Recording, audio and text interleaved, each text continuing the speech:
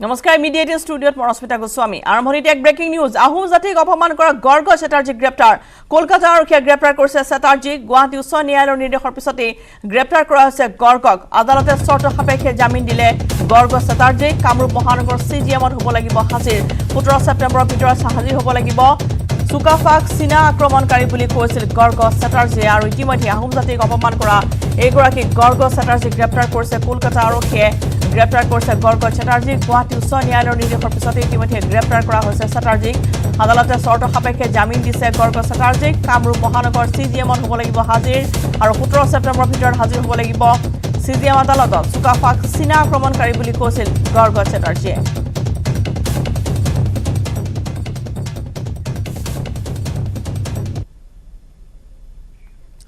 News 18 বাতৰিৰ প্ৰভাৱ নগাঁৱৰ অধিকাংশ লেবতে আজি প্ৰৱেশ নিষিদ্ধ কৰা হৈছে আশা কৰ্মীৰ নিউজ 18 ধাৰাবাহিক বাতৰিৰ পিছতে লেবসমূহত বন্ধ কৰা হৈছে আশা কৰ্মীৰ প্ৰৱেশ উল্লেখযোগ্য যে মঙলবাৰে চৰকাৰী চিকিৎসালয়ৰ পৰা ৰোগী তথা লেবলৈ পৰীক্ষা কৰিবলৈ অনা আশা কৰ্মীয়ে কমিছন লয় বুলি বাতৰি সম্প্ৰচাৰিত হৈছিল নিউজ 18ত খুদ আশা কৰ্মীয়ে কমিছন লোৱাৰ কথা স্বীকাৰ কৰিছিল আৰু এই সিন্ডিকেটত চিকিৎসক আশা কৰ্মী লেবৰেটৰী লোক জড়িত থকাৰ অভিযোগ উত্থাপিত হৈছিল বিশেষকৈ ভুগেশ্বৰী অসামৰিক চিকিৎসালয়ৰ পৰা গ্ৰামাঞ্চলৰ সহজ সৰল লোকক ফুচুলাই ব্যক্তিগত নাৰ্ছিং হোম আৰু ব্যক্তিগত লেবৰেটৰীলৈ অনাৰ বাবদ কমিছন লাভ কৰিছিল আৰু এই বাতৰিৰ পিছতে আজি একাংশ লেবত আশা কৰ্মীৰ প্ৰৱেশ নিষিদ্ধ কৰি দিয়া হৈছে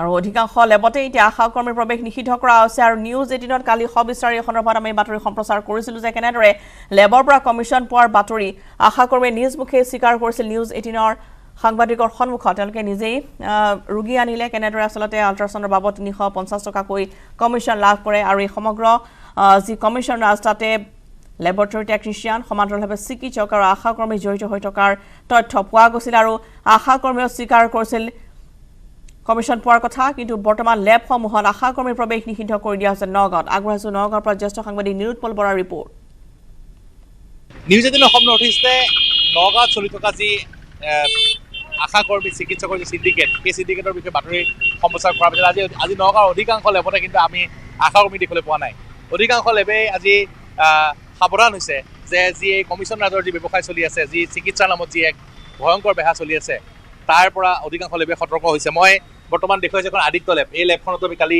2-3 গৰাকী আশা কৰ্মী পাইছিলোঁ আৰু এই লেবটোত আমি বৰ্তমান দেখুৱাইছোঁ ইয়াত বৰ্তমান এগৰাকীও আশা কৰ্মী নাই আৰু যি নিউজ 18ৰ যি বাতৰি প্ৰতিক্ৰিয়া আমি দেখুৱাইছোঁ আপোনালোকৰ আমাৰ লেবৰ মানুহ আছে আপোনালোকৰ যিগৰাকী মালিক তেওঁ আছে নেকি ডক্টৰ জে পি নাথ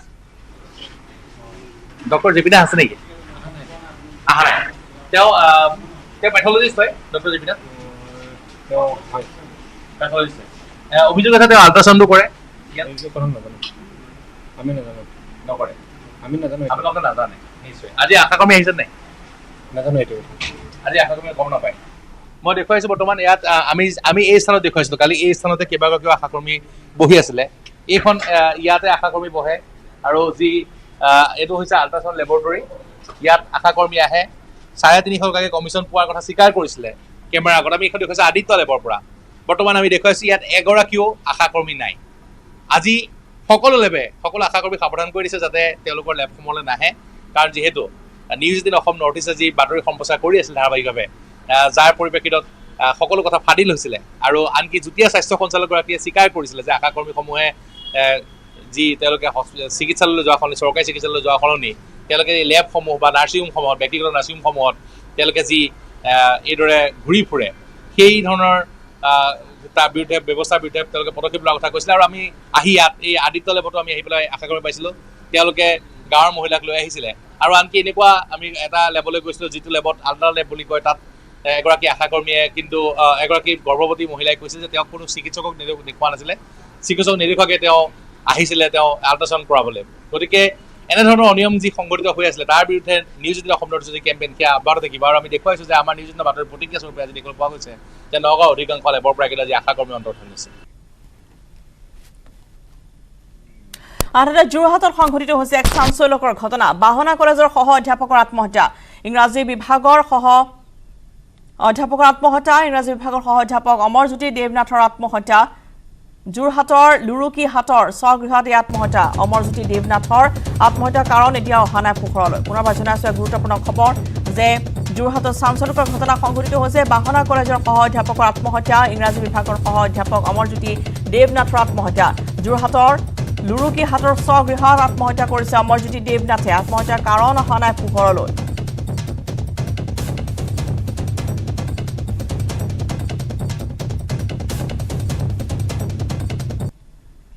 ফলে গোলাঘাটত পথ দুৰ্ঘটনা নিহত এজন নম্বৰ দৈগুৰুং বন্যপ্ৰাণী অভয়াৰণ্যৰ মাজত পথ দুৰ্ঘটনা ৰাষ্ট্ৰীয় ঘাইপথত বাগৰিলে তীব্ৰবেগী টেংকাৰ থিতাতে নিহত হ'ল টেংকাৰৰ চালক ৰমেশ সিং মণিপুৰৰ পৰা গুৱাহাটী অভিমুখী আছিল টেংকাৰখন ধন্যবাদ জনাইছো আন এক গুৰুত্বপূৰ্ণ খবৰ গোলাঘাটত পথ দুৰ্ঘটনাত এজন লোক নিহত নম্বৰ দৈগুৰুং বন্যপ্ৰাণী অভয়াৰণ্যৰ মাজত পথ দুৰ্ঘটনা ৰাষ্ট্ৰীয় ঘাইপথত বাগৰিলে তীব্ৰবেগী টেংকাৰ থিতাতে নিহত টেংকাৰৰ চালক ৰমেশ সিং মণিপুৰৰ পৰা গুৱাহাটী অভিমুখী আছিল টেংকাৰখন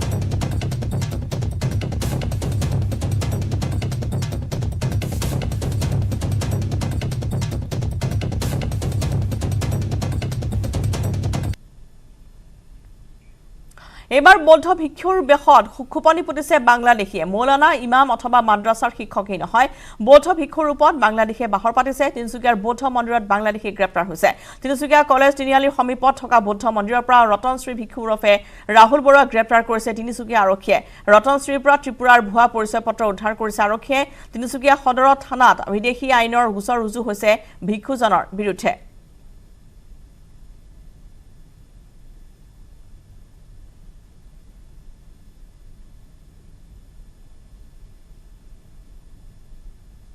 দায়িত্ব দিছিলোঁ তো প্ৰশাসনে এইটো পুলিচ প্ৰশাসনৰ পৰা মানে এইটো ইনকুৱাৰী কৰি কিনে তেওঁ মানে অপৰাধী বা দোষী বুলি মানে এটা প্ৰমাণ পাইছে তো তাৰ ওপৰত আমাৰ ক'বলগা নাই কি যদি অপৰাধী হয় বৌদ্ধ হওক আন ধৰ্ম হওক এইটো আইনৰ প্ৰক্ৰিয়া এইটো কৰি থাকিব এইটো যদি আইনে যদি দোষী সাব্যস্ত হয় তেনেকৈ এইটো তেওঁ শাস্তি দিব বুলি এইটো আমি চৰকাৰক দাবী জনাইছোঁ ইয়াৰ আগতে তেওঁ মানে বিভিন্ন জেগাত আছিলে দুলীয়াজান আছিলে ডিব্ৰুগড়ত আছে নাভুকত আছিলে শিৱসাগৰ জিলাত বিভিন্ন ঠাইত আছিলে এইবোৰ মানে কিছুমান তাৰ কাৰ্যকলাপবিলাক পৰিপ্ৰেক্ষিতত তেওঁ সমাজৰ পৰা ধৰ্মীয় কাজৰ পৰা বহিষ্কৃত কৰিলে বয়কট কৰিলে তেওঁ মানে তেনেকৈ মানে একদম মানে ভণ্ড হিচাপে এটা ঘূৰি ফুৰি থাকে আৰু এইটো আমাৰ বৌদ্ধ সমাজৰ এটা কলংক বৌদ্ধ সমাজৰ এটা মানে দুৰ্নাম অপপ্ৰচাৰ কৰি কিনে এইটো আমাৰ সমাজৰ এটা মানে বিষাক্ত কৰি পেলাইছে গতিকে এইটো বাধ্য হৈ কিনে আমি প্ৰশাসনক এটা হেণ্ডঅভাৰ কৰিছোঁ কেছটো এইটো তদন্ত কৰি কিনে যদি দোষী হয় তেতিয়া উচিত ব্যৱস্থা শাস্তি দিব যে তেখেতলোকে জনালে আমাক ইন ৰিটেন যে যিখিনি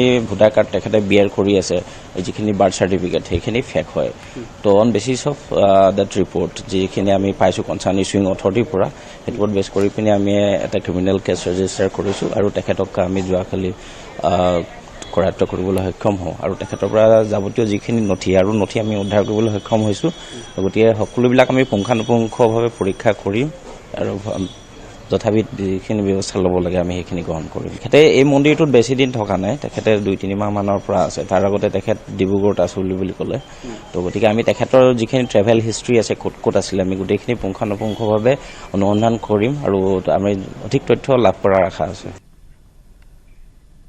কংগ্ৰেছৰ স্বাধীনতাৰ গৌৰৱময় যাত্ৰা স্বাধীনতাৰ ৭৫ সংখ্যক বৰ্ষত কংগ্ৰেছৰ স্বাধীনতাৰ গৌৰৱময় যাত্ৰা আজি দ্বিতীয়টো দিন প্ৰদেশ কংগ্ৰেছৰ সভাপতি ভূপেন বৰাৰ গৃহ জিলাত বিশাল পদযাত্ৰা লালুকৰ পৰা দলহাটলৈকে উলিওৱা হৈছে এই পদযাত্ৰা পুনৰবাৰ জনাইছো যে কংগ্ৰেছৰ স্বাধীনতাৰ গৌৰৱময় যাত্ৰা স্বাধীনতাৰ ৭৫ সংখ্যক বৰ্ষত কংগ্ৰেছৰ স্বাধীনতাৰ গৌৰৱময় যাত্ৰাৰ আজি দ্বিতীয়টো দিন প্ৰদেশ কংগ্ৰেছৰ সভাপতি ভূপেন বৰাৰ গৃহ জিলাত বিশাল পদযাত্ৰাৰ আয়োজন কৰা হৈছে লালুকৰ পৰা দলহাটলৈ উলিওৱা হৈছে এই পদযাত্ৰা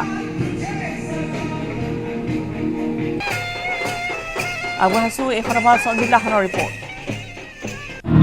হয় আজি কংগ্ৰেছৰ স্বাধীনতা গৌৰৱময় যাত্ৰাৰ দ্বিতীয় দিন আৰু দ্বিতীয় দিনা প্ৰদেশ কংগ্ৰেছৰ সভাপতি ভূপেন কুমাৰ বৰাই নিজৰ জিলাত এই পদযাত্ৰা কৰা পৰিলক্ষিত হৈছে আৰু এই পদযাত্ৰাত দেখা পোৱা গৈছে যে যেনেধৰণে আচলতে সন্দেহ কৰা হৈছিল কংগ্ৰেছৰ প্ৰতি কাৰো সমৰ্থন নাই কিন্তু এটা বিপৰীত ছবি দেখিবলৈ পোৱা গৈছে আৰু পদযাত্ৰা চলি আছে নাওবৈচা সমষ্টিত লালুকত চলি আছে মই পোনপটীয়াকৈ মোৰ সহযোগীৰ সৈতে দেখুৱাবলৈ যত্ন কৰিছোঁ পৰিৱেশ চাওক যথেষ্ট সংখ্যক লোক ওলাই আহিছে হাতে হাতে তিৰংগা লৈ আৰু সকলোৱে চামিল হৈছে ৭৫ বছৰ স্বাধীনতা সম্পূৰ্ণ হোৱাৰ পিছত যি কংগ্ৰেছে স্বাধীনতাৰ গৌৰৱময় যাত্ৰা আয়োজন কৰিছে পদযাত্ৰা সেই পদযাত্ৰাত অংশগ্ৰহণ কৰিছে বিভিন্ন প্ৰান্তৰ লোক আছে, সকলোৱে আহি যত্ন কৰিছে এই স্বাধীনতা এইখনত সহযোগ হ'বৰ কাৰণে, স্বাধীনতা এই গৌৰৱময় যাত্ৰাত সহযোগ আগবঢ়াবৰ কাৰণে সকলোৱে যত্ন কৰিছে। আৰু কয়েক কথাত ক'ব পাৰি এইখিনি সকলোখিনিয়ে কংগ্ৰেছী কৰ্মী বুলি ক'ব লাগিব। এয়া মই প্ৰদেশ কংগ্ৰেছৰ সভাপতি ভূপেন কুমাৰ বৰাই লগ পাইছোঁ।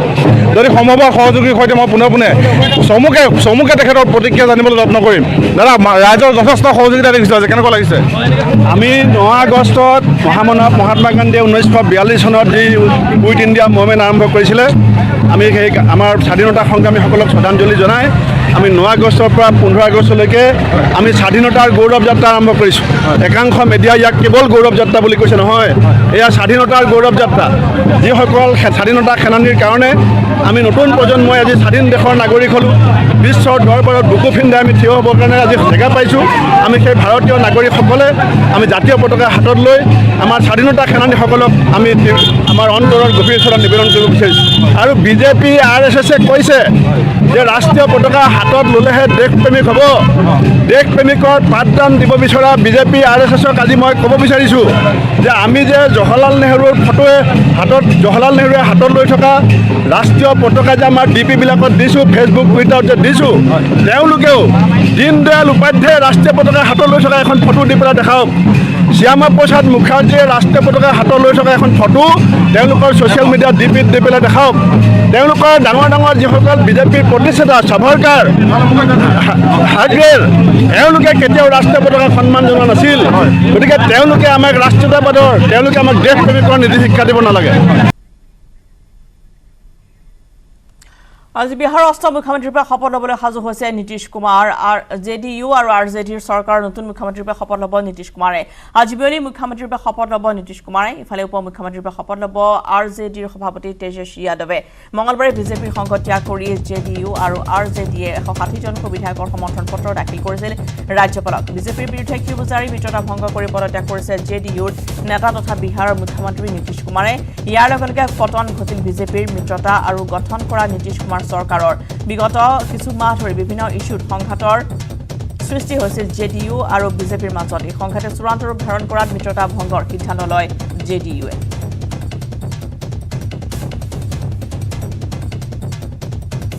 প্ৰথমে 2000 চনতে মুখ্যমন্ত্ৰীৰ পৰা শপত লৈছিল নীতিশ কুমাৰে। মাত্ৰ এসপ্তাহৰ বাবে মুখ্যমন্ত্ৰী আছিল নীতিশ কুমাৰ।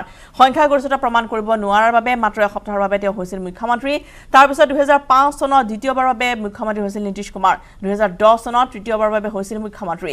2014 চনত নীতিশ কুমাৰে তেওঁৰ পদৰ পৰা পদত্যাগ কৰিছিল। 15 চনত ফেব্ৰুৱাৰীত পুনৰ ৰাজ্যখনৰ মুখ্যমন্ত্ৰী হিচাপে ভতি আহে নীতিশ কুমাৰ। চতুৰ্থবাৰৰ বাবে শপত গ্ৰহণ কৰে নীতিশ কুমাৰে। 2015 চনৰ নৱেম্বৰত নীতিশ কুমাৰে বিধানসভা নিৰ্বাচনত মহাগঠবন্ধনত জয়ী হোৱাৰ পিছতে পঞ্চমবাৰৰ বাবে বিহাৰ মুখ্যমন্ত্ৰীৰ পৰা শপত লয়। 2017 চনৰ জুলাইত নীতিশ কুমাৰে মহাগঠবন্ধনৰ পৰা ওলাই আহিছিল আৰু NDAক সমৰ্থন কৰিছিল। তাৰপিছতে তেওঁ ষষ্ঠবাৰৰ বাবে বিহাৰৰ মুখ্যমন্ত্ৰী হিচাপে শপত গ্ৰহণ কৰিছিল। 2020 চনত JDUৱে বিহাৰৰ বিধানসভা নিৰ্বাচনত NDAৰ সমৰ্থনত যুঁজ দিছিল। তাৰপিছতে সপ্তমবাৰৰ বাবে বিহাৰৰ মুখ্যমন্ত্ৰী হিচাপে শপত গ্ৰহণ কৰিছিল। আৰু বিহাৰত বিজেপিৰ বিশ্বাসঘাতকতা দিৱস। নীতিশ কুমাৰ বিৰুদ্ধে উত্তাল প্ৰতিবাদ বিহাৰৰ বিজেপিৰ।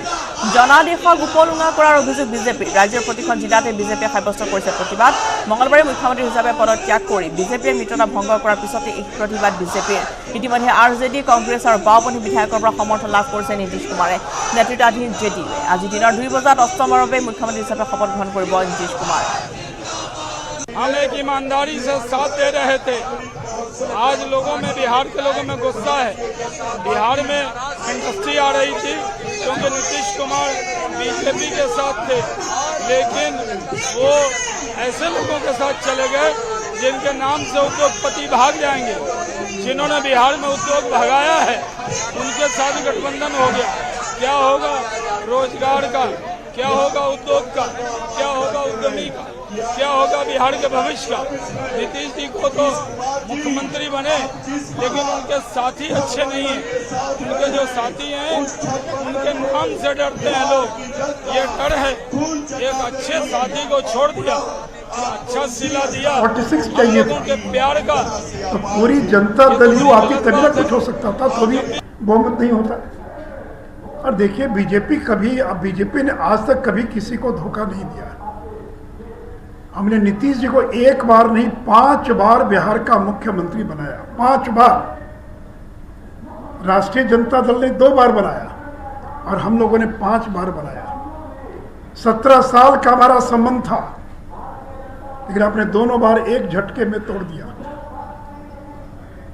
और मित्रों, मैं आपको याद कराना चाहूंगा, पुराने पत्रकारों को याद होगा, 2005 नवंबर का जब विधानसभा का चुनाव हो रहा था, समता पार्टी में 2 गुट हो गया। जॉर्ज फर्नांडिस, दिग्विजय सिंह, प्रभुनाथ सिंह, ये लोग नहीं चाहते थे कि नीतीश जी का नाम घोषित किया, वो तैयार नहीं थे। और मैंने बिना पार्टी से पूछे मैंने उनके नाम का ऐलान किया कि 2005 में नवंबर के चुनाव का मुख्यमंत्री का उम्मीदवार नीतीश कुमार होगा, और पार्टी ने उस पर मोहर लगाई।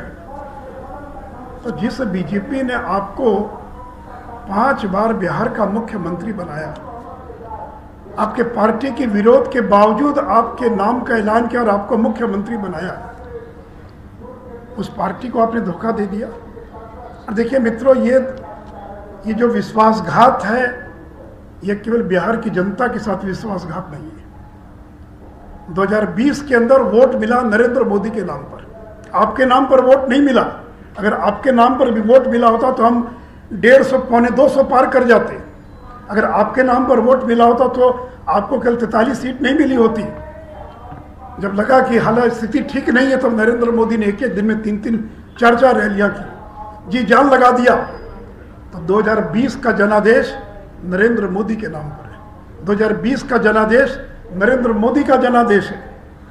और 2020 में जब नरेंद्र मोदी आए तो ये तो समाज के सभी तबकों का वोट मिल रहा था, लेकिन जो अति पिछड़ा समाज है, जो 30-35% है, क्योंकि नरेंद्र मोदी अति पिछड़ा समाज से आते हैं, अति पिछड़ा समाज उनको अपना नेता मानता है। अति पिछड़ा का एक एक वोट गिनकर नरेंद्र मोदी की झोली में पड़ गया, तब आप मुख्यमंत्री बने और तब बिहार के अंदर हमारी सरकार बनी। तो नीतीश जी, ये केवल नरेंद्र मोदी का अपमान और नरेंद्र मोदी के साथ विश्वासघात नहीं है, ये बिहार के जो अति पिछड़ा समाज है, जो 30% अति पिछड़ा है, उसको आपने अपमानित किया है। और ये वही राजद के लोग हैं जिनके 15 साल में अगर सबसे ज़्यादा कोई प्रताड़ित हुआ तो ये अति पिछड़ा समाज के लोग हुए, जिनकी ज़मीनों पर कब्जा कर लिया जाता था, मार के भगा दिया जाता था, वोट नहीं देने दिया जाता था। और जिसको लालू जी ने कभी जिन कहा था, वो जिन जब आपके साथ आ गया तब सरकार बनी। और आज वो जिन आपके साथ नहीं है, वो भारतीय जनता पार्टी के साथ है, नरेंद्र मोदी के साथ है। इसलिए ये गलतफहमी ना रहे, 2015 और 2020 में बहुत अंतर है। उस समय अति पिछड़ा आपके साथ था, आज नरेंद्र मोदी के साथ है। और नरेंद्र मोदी की लोकप्रियता पहले की तुलना में कई गुना ज़्यादा है। और मित्रों, पिछली बार जब आपने गठबंधन तोड़ा आरजेडी से, तो आपने कहा मैं भ्रष्टाचार के मुद्दे पर कोई समझौता नहीं करूँगा, और कहा कि तेजस्वी नहीं कोई जवाब नहीं दे पाए, इसे मैं गठबंधन तोड़ रहा हूँ। उस समय तो केवल सीबीआई ने छापा मारा था, अब तो सीबीआई ने चार्जशीट फाइल कर दिया। तो आपके मंत्रिमंडल में जो डिप्टी सीएम बनने जा रहे हैं, वो चार्जशीटेड हैं, भ्रष्टाचार के मामले में चार्जशीटेड हैं, वो बेल पर हैं। कल कोर्ट अगर चाहे तो उनकी बेल को खारिज कर सकता है, उनको दोबारा जेल भेज सकता है। तो तेजस्वी यादव ये भ्रष्टाचार से जुड़े IRCTC घोटाले के मामले में ये चार्जशीटेड हैं, ये बेल पर हैं, उनका ट्रायल शुरू हो गया है। और इतने पुख्ता सबूत हैं कि इस ट्रायल का परिणाम उनकी जेल जाने में भी हो सकता है, उनकी सजा के रूप में भी हो सकता है। तो आपकी मंशा क्या है? क्या आप राष्ट्रीय जनता दल को तोड़ना चाहते हैं? क्या आपकी साजिश है कि राष्ट्रीय जनता दल को तोड़कर और मैं बिहार का मुख्यमंत्री बना रहूं? लालू जी तो बूढ़े हो गए, बीमार रहते हैं, ये लड़का कब जेल चला जाएगा पता नहीं है। तो मित्रों, इसलिए मैंने कहा कि लालू जी ने कहा था पलटू राम, बीजेपी ने नहीं कहा था। इसलिए ये कल राष्ट्रीय जनता दल को भी धोखा दे सकते हैं, इसलिए राजद के नेताओं को भी और सावधान रहने की आवश्यकता है। मित्रों, उनकी महत्वाकांक्षा को लेकर बात हो रही है। मित्र, मैं आपको बताना चाहूँगा कि उनके नज़दीकी लोगों ने कई बार प्रयास किया कि उनको उपराष्ट्रपति का उम्मीदवार घोषित कर दिया जाए। उनके लोग आए, हमारे नेताओं से मिले और कहा कि नीतीश जी को उपराष्ट्रपति बना दीजिए, बिहार में आप सरकार चलाइएगा आप लोग। लेकिन जब बीजेपी का अपना बहुमत है तो हम किसी दूसरे को क्यों उपराष्ट्रपति बनाते हैं? तो पता नहीं, मुझे शायद यह भी कोई कारण हो सकता है। और मित्रों, नई सरकार बन गई है, आज शपथ ग्रहण होगा और मैं केवल राष्ट्रीय जनता दल को स्मरण कराना चाहूँगा कि तेजस्वी यादव ने प्रेस कॉन्फ्रेंस में कहा था, अपने हर भाषण में कहा था और कहा था कि 15 वर्ष के एनडीए शासन में रिक्त पड़े 4.5 लाख पद भरने के साथ साथ 5.5 लाख स्थायी पदों का सृजन, कुल 10 लाख स्थायी नौकरियों की समयबद्ध बहाली की प्रक्रिया पहली ही कैबिनेट बैठक में पहले दस्तखत के साथ शुरू होगी। तो मित्रों, तेजस्वी यादव को इसी नाम पर वोट मिला, इतनी बड़ी संख्या में सीटों को जीतने में उनको सफलता मिली। तो मैं इनको याद कराना चाहूँगा, आज या कल मंत्रिपरिषद के गठन के बाद जब कैबिनेट की पहली बैठक होती है तो आपका वायदा था, हर भाषण में आप जोर जोर से कहते थे कि कैबिनेट की पहली बैठक में और पहला हस्ताक्षर होगा कि बिहार के 10 लाख लोगों को रोजगार दिया जाएगा। सरकारी नौकरी, रोजगार यानी प्राइवेट सेक्टर में नहीं, सरकारी नौकरी दी जाएगी। इसलिए मैं क्या आपको स्मरण कराना चाहूँगा और हम रोज रोज आपको स्मरण कराते रहेंगे कि आपका 10 लाख नौकरियों का वायदा था, आप उस वायदे को पूरा कीजिए। और मित्रों ने एक और वायदा किया था कि किसानों का कर्ज माफ करेंगे। तो बिहार का किसान आपसे जानना चाहता है कि आप किसानों का कर्ज कितने दिनों में माफ करेंगे। और साथ ही साथ आपने कहा, आपने कहा कि आशा कार्यकर्ता, आंगनबाड़ी सेविका, सहायिका, रसोई कर्मियों के मौजूदा मानदेय को दुगना करके और जीविका दीदियों को नियमित वेतन नौकरी उपलब्ध कराई जाएगी। तो जो आशा वर्कर है, आगे ये जो आशा है, आंगनबाड़ी सेविका, सहायिका है, उनके वेतन को, उनके मानदेय को आपने दुगना करने की घोषणा की है। और नियोजित शिक्षकों के बारे में आपने कहा है कि समान काम समान वेतन की नीति लागू की जाएगी। तो इसलिए मित्रों, मैं उम्मीद करता हूं कि आपने जो वायदा किया था उस वायदे के अनुरूप, चूंकि डी फैक्टो चीफ मिनिस्टर तो तेजस्वी यादव है, नीतीश जी तो केवल जिसको टिटुलर हेड कहते हैं वो दिखावे के मुख्यमंत्री होंगे। उनकी संख्या 80 है, आपकी संख्या 45-46 है। और लालू यादव के काम करने का तरीका क्या है सब लोग जानते हैं। तो दिखावे के मुख्यमंत्री रहेंगे नीतीश कुमार और असली मुख्यमंत्री होगा तेजस्वी प्रसाद यादव। इसलिए मित्रों, केवल कि मैं जो उन्होंने वायदा किया था उस वायदे को याद कराते हुए और अंत में केवल कि बीजेपी ने कोई कसर नहीं छोड़ रखी थी कि अगर कोई शिकायत है तो हम आपकी शिकायत दूर करने के लिए तैयार हैं। 2 बार धर्मेंद्र प्रधान आए, उन्होंने कोई शिकायत नहीं की, नहीं सब ठीक चल रहा, कोई दिक्कत नहीं है। और ठीक सरकार गिरने के एक दिन पहले हमारे पार्टी के एक बड़े वरिष्ठ नेता ने दिल्ली से फ़ोन किया कि नीतीश जी सब ठीक तो है? बोला सब ठीक है, कोई दिक्कत नहीं है। तो पूछा कि ये ललन सिंह का बयान आ रहा देख रहे हैं टीवी पर, तो कहा कि जैसे आपकी पार्टी में गिरिराज सिंह है वैसे हमारे पार्टी में ललन सिंह है, आप इन बयानों की चिंता मत कीजिए। फिर कहा कि भाई आपके बहुत सारे और नेताओं का भी तरह तरह का बयान आ रहा है। तो बोला अरे नेता लोग हैं, प्रवक्ता हैं, कुछ न कुछ बोलते रहते हैं, कोई दिक्कत नहीं है। पूछा कोई शिकायत हो, कोई कठिनाई हो? तो कहा कि नहीं कोई दिक्कत नहीं, ऑल इज वेल। और अब कह रहे हैं कि मुझे अपमानित किया जा रहा है। अरे क्या अपमानित किया आपको? आप ही बता दें क्या अपमानित किया, बताना चाहिए ना, एक शब्द बोल देने से तो नहीं होगा।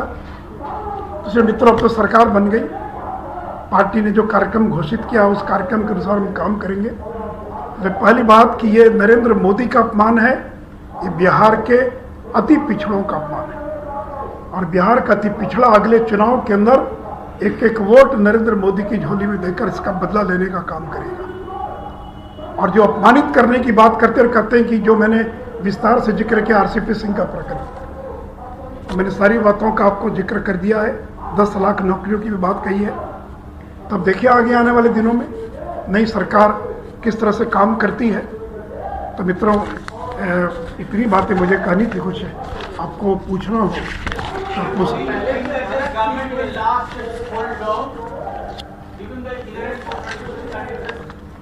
देखिए, अभी तक नीतीश जी के जो काम करने का तरीका है, ये तो मैं था कि निभा दिया 13 साल। ये तो शायद मेरे समय में भी सरकार गिर सकती थी। तो नीतीश जी 2-2.5 साल से ज़्यादा किसी के साथ नहीं चल पाते हैं, चाहे जॉर्ज फर्नांडीज हो, शरद यादव हो, आरसीपी सिंह हो, मैं 1 दर्जन नाम गिना सकता हूँ। तो मैं कोई भविष्यवक्ता तो नहीं हूँ, लेकिन ये सरकार 2025 पूरा नहीं करेगी, ये मेरा पूरा विश्वास है। चलिए, मुझे और कोई उधर से आपने एक बार बयान दिया था शिवसेना में कि हम किसी सहयोगी को तोड़ते नहीं, हम उनको हमेशा साथ लेके चलते हैं, लेकिन जो हमें तोड़ते हैं उन्हें छोड़ते हैं। उस पर क्या कहेंगे आज के संदर्भ में? मैंने तो कह दिया ना भाई कि उनको तोड़ भी देंगे तो सरकार हमारी नहीं बनेगी ना। शिवसेना की इतनी संख्या थी कि तोड़े तो सरकार बन गई, तो तोड़ कर ऐसे मिलाने का क्या मतलब है? और हम क्यों तोड़ेंगे? ये तो देखिए, हम किसी को तोड़ेंगे नहीं। हम 2 साल बचा लोकसभा का, हम उसका इंतजार करेंगे। और इनको ये जो लगता है कि 2015 में दोनों मिल गए थे तो हम लोगों ने बीजेपी को 54 पर पहुंचा दिया, तो बहुत समय बदल चुका है। नरेंद्र मोदी 2015 वाले नरेंद्र मोदी ने 2020 के नरेंद्र मोदी हैं, और बीजेपी की भी जो ताकत है 2015 वाली बीजेपी नहीं है, ये 2020 वाली भारतीय जनता पार्टी है।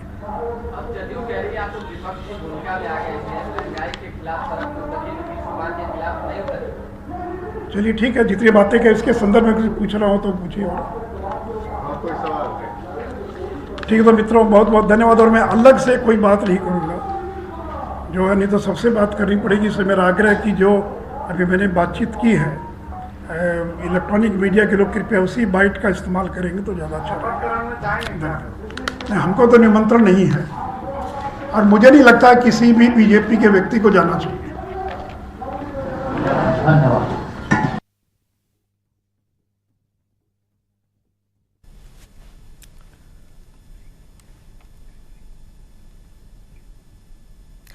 আৰু সেয়া আছিল বিহাৰ ৰাজনীতিৰ শেহতীয়া খবৰ আমি